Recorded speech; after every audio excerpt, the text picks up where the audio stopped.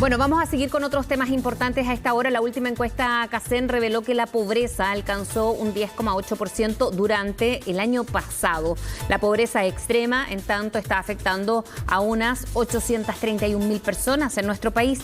Y queremos conversar sobre este preocupante tema con la directora de la Fundación para la Superación de la Pobreza, Andrea Repetto. ¿Qué tal, Andrea? Buenos días.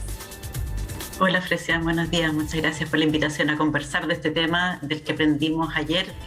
Lo podíamos haber adivinado en todo caso que venía así, pero que es tan importante para el país y para las familias. Pero ustedes lo proyectaban de alguna manera desde la Fundación por lo ocurrido con la pandemia, con los trabajos perdidos, pero también con las medidas sanitarias particularmente que han tenido muchas personas no pudiendo tener una situación habitual en lo laboral, en lo familiar también. Así es, las encuestas previas ya, las del INE de empleo, ya mostraron pérdidas muy importantes de empleo en términos de proporción a la fuerza laboral, a las personas que participan del mercado laboral. En el punto más álgido se habían perdido 20 puntos de empleo, 20% de la fuerza laboral. Y para darte una comparación, para la crisis asiática, ese número era 1,5, para la crisis del 2008-2009 fue 1, esta vez era 20 veces las pérdidas de empleo en relación a la fuerza de trabajo durante la crisis. A eso tú le sumas que el propio Ministerio de Desarrollo Social y Familia, y junto con el PNUD, levantó dos encuestas el año pasado, lo que se conoció como la encuesta social COVID, si no me equivoco, en que le preguntaron a las familias sobre las estrategias que estaban siguiendo para enfrentar la pandemia. Y ahí había unos números bien impresionantes, trágicos, te diría yo. Hace un año atrás aproximadamente, un 30% de los hogares en los dos primeros quintiles, o sea, del 20% más vulnerable del país, tenía problemas de alimentación. Tenía dificultad para conseguir alimentos, para acceder a alimentos, había tenido que retroceder, a veces incluso saltarse comida, algunos miembros del hogar pasar hambre. Eso se redujo hacia fines del año pasado, del 30% pasó a un 18% aproximadamente, pero son números muy impresionantes que hablan de cuán fuerte fue la pérdida de empleo, cuán fuerte fue la pérdida de ingresos para las familias y cómo el Estado no fue capaz de llegar con ayudas suficientes como para compensar aquello. Sí, en eso ha sido crítica, Andrea, respecto a las medidas que llegaron tarde, pero ¿qué pasa o cómo lo proyectan en cuanto a los próximos estudios, encuestas o lo que tenga que medir la pobreza en nuestro país y en este contexto? Sin ayuda del Estado, ¿esto cómo se proyecta? ¿Podría empeorar? Mira, el año pasado fue un año muy particular en todas esas dimensiones. Como te decía recién, nunca habíamos visto estas caídas de empleo tan importantes y el Estado efectivamente llegó tarde. Entre marzo del año pasado y febrero de este año, en total, en la suma, las familias recibieron apoyos equivalentes alrededor de 2 puntos del PIB. Hoy día el Estado está haciendo algo completamente distinto. Hoy día está entregando 1 punto del PIB al mes.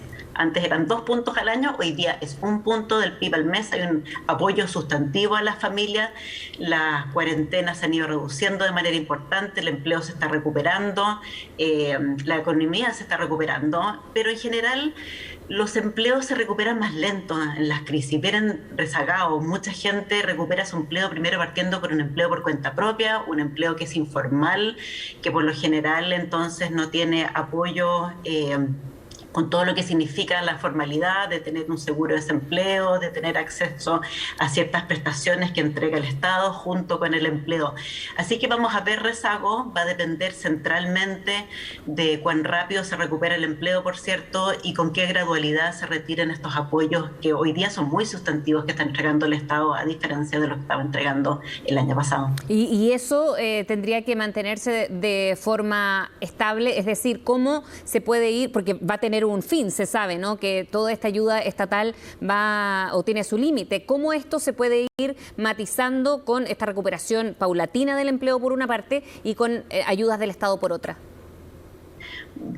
hay que combinar esas ayudas, esas distintas formas, porque el país es bien heterogéneo. Es heterogénea la situación de las mujeres que tuvieron que retirarse del mercado laboral para cuidar a sus hijos, para cuidar a otros, y les va a costar salir a buscar un empleo. Es distinto el sector turismo que el sector construcción, por ejemplo. El turismo muy estacional, se perdió la estación del año pasado. En cambio, la construcción ha podido seguir trabajando porque tienen permisos para poder seguir trabajando. Entonces vamos a tener una combinación al mismo tiempo de sectores que se pueden empujar y se van a reactivar. La inversión pública también debiese ser una fuente muy importante de reactivación, conviviendo con sectores que van a estar más rezagados.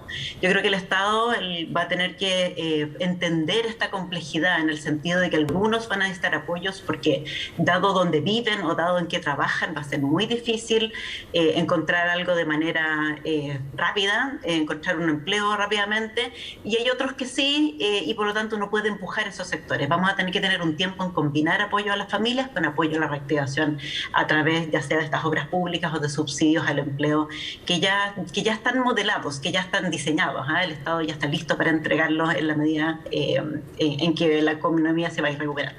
Y en ese sentido, Andrea, cuando hablas de la diferencia o lo heterogéneo que hay, por ejemplo, en la situación de las mujeres, que se dice que se perdió o se retrocedió en 10 años respecto al mundo laboral femenino, ¿eso se recupera?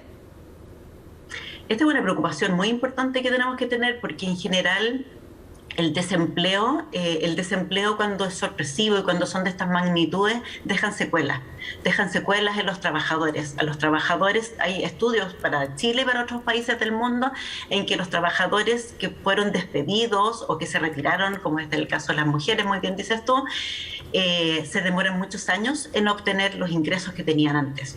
10 años.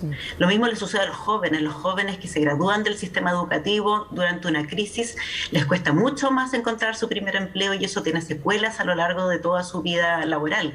Por lo tanto, tenemos que hacer un trabajo muy especial en esos grupos que podrían tener esta problemática si es que no reciben los apoyos.